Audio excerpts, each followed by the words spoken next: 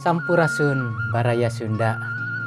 Dina danget ayeuna urang bade diajar perkawis doa. Doa mangrupikeun gaya hirup urang salaku putra-putra Gusti.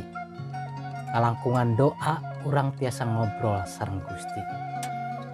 Mung hanjakal Baraya Sunda henteu sadaya doa ieu tiasa dugi di payeunan Gusti Allah.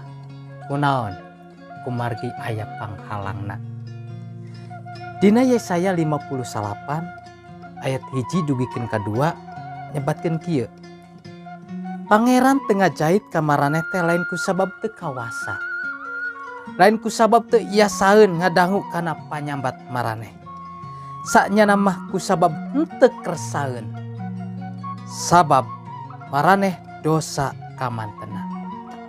Nalika urang ngadoa ka Gusti kunaon dugikeun kadanget ayeuna doa-doa urang teu acan keneh kacumponan kumargi aya panghalangna nyaeta dosa.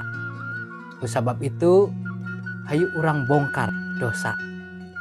Mung dilebet nami Gusti Yesus. Amin.